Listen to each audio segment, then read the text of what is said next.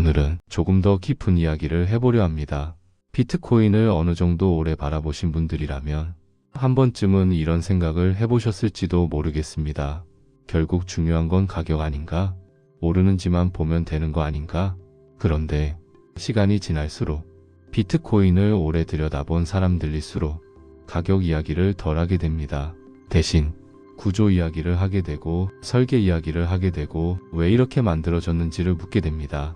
오늘 이야기할 작업증명이라는 개념은 바로 그 질문의 중심에 있습니다. 작업증명이라는 말은 처음 들으면 조금 딱딱하게 느껴집니다. 마치 컴퓨터 공학 수업에서나 나올 것 같고 전문가들만 이해해야 할 개념처럼 들리기도 합니다. 하지만 작업증명은 기술 용어이기 전에 인간을 전제로 한 설계입니다. 이 시스템을 만든 사람들은 기술보다 먼저 인간을 고민했습니다. 사람은 어떤 존재인가, 권력을 가지면 어떻게 행동하는가, 유리한 선택지가 있으면 어떤 방향으로 움직이는가, 그리고 아주 냉정한 결론에 도달합니다. 사람은 언제나 자신에게 유리한 쪽을 선택한다. 비트코인은 이 사실을 부정하지 않았습니다. 오히려 정면으로 받아들였습니다. 기존 금융 시스템은 사람의 선의를 전제로 설계되어 있습니다. 은행은 정직하게 운영될 것이라는 믿음 위에 서 있고 정부는 화폐를 남용하지 않을 것이라는 신뢰를 전제로 합니다. 하지만 역사를 돌아보면 이 전제는 수없이 깨져왔습니다. 권력을 가진 사람은 언젠가 규칙을 바꾸고 싶어 했고 위기가 오면 돈을 찍어내는 유혹을 이기지 못했습니다. 비트코인은 이 지점에서 질문을 던집니다. 만약 아무도 믿지 않아도 되는 시스템을 만들 수 있다면 이 질문에 대한 대답이 바로 작업증명입니다. 작업증명은 말 그대로 일을 했다는 증거입니다. 비트코인 네트워크에서는 누군가가 기록을 남기려면 먼저 증명해야 합니다. 나는 이 기록을 남기기 위해 실제로 비용을 치렀다는 사실을 말입니다. 이 비용은 상징적인 비용이 아닙니다. 현실의 비용입니다. 전기를 사용하고 시간을 소비하고 자원을 소모합니다. 그리고 이 비용은 되돌릴 수 없습니다. 여기서 아주 중요한 포인트가 나옵니다. 되돌릴 수 없는 비용. 이 개념이 비트코인의 모든 신뢰 구조를 떠받치고 있습니다. 디지털 세계는 본래 가볍습니다.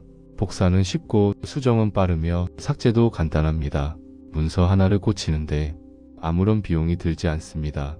그런데 만약 돈이 이런 성질을 가진다면 어떤 일이 벌어질까요? 누군가는 아무 대가도 치르지 않고 무한히 만들어내려 할 것입니다. 그래서 지금의 화폐 시스템은 중앙에서 통제합니다. 이건 우리가 관리한다. 이건 우리가 발행한다. 하지만 비트코인은 다른 길을 택했습니다. 통제가 아니라 비용을 요구하는 방식입니다. 작업증명은 누군가에게 이렇게 말합니다. 내가 이 기록을 남기고 싶다면 먼저 현실 세계에서 대가를 치러라. 이 대가는 단순한 수수료가 아닙니다. 한 번 쓰면 사라져버리는 자원입니다.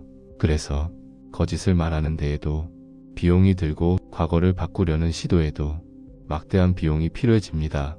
이 구조 덕분에 비트코인은 시간이 지날수록 점점 더 단단해집니다. 여기서 비트코인의 시간 개념이 등장합니다. 비트코인에서 시간은 시계로 재지 않습니다. 작업의 누적으로 측정합니다. 블록 하나에는 그 순간까지 쌓인 작업의 무게가 담겨 있습니다. 블록이 하나 더 쌓이면 과거를 바꾸는 데 필요한 비용은 기하급수적으로 커집니다. 그래서 오래된 기록일수록 바꾸기 어렵고 신뢰가 강해집니다. 이게 바로 비트코인이 시간을 저장한다는 말의 의미입니다. 작업 증명이 없는 시스템을 한 번 더 상상해 보겠습니다. 만약 가장 많은 표를 받은 사람이 기록을 결정한다면 어떻게 될까요? 결국 표를 모으는 사람이 권력을 갖게 됩니다. 사람은 모이고 조직은 커지고 중앙은 생깁니다. 그렇다면 가장 많은 자산을 가진 사람이 결정권을 갖는 구조는 어떨까요? 겉으로는 합리적으로 보이지만 이 구조에서는 부유한 사람이 시스템을 좌우합니다. 돈이 곧 권력이 됩니다. 비트코인은 이 두 길을 모두 거부했습니다. 대신 아주 불편한 길을 선택했습니다. 누구든 참여할 수 있지만 아무나 지배할 수는 없는 구조. 작업 증명에서는 말이 중요하지 않습니다. 얼마나 설득력 있는 주장을 했는지, 얼마나 많은 사람을 모았는지는 아무 의미가 없습니다. 오직 하나만 묻습니다. 당신은 실제로 비용을 지불했는가? 이 질문은 거짓말을 어렵게 만들고 조작을 비싸게 만듭니다. 그래서 작업 증명은 도덕을 요구하지 않습니다. 선한 사람을 전제로 하지 않습니다. 그저 이기적으로 행동해도 정직해지는 쪽이 더 이득이 되도록 설계했을 뿐입니다. 이게 굉장히 중요한 차이입니다. 많은 사람들이 작업 증명에 대해 에너지를 낭비한다고 말합니다. 하지만 조금 더 넓게 보면 우리는 이미 신뢰를 유지하기 위해 막대한 에너지를 쓰고 있습니다. 은행 건물, 보안 인력, 감사 시스템, 법률 비용, 이 모든 건 역시 신뢰를 유지하기 위한 비용입니다. 작업 증명은 이 비용을 숨기지 않습니다. 오히려 정면에 드러냅니다. 이 시스템은 이만큼의 비용 위에 서 있다. 또 하나 중요한 점은 작업 증명이 의도적으로 느리다는 사실입니다.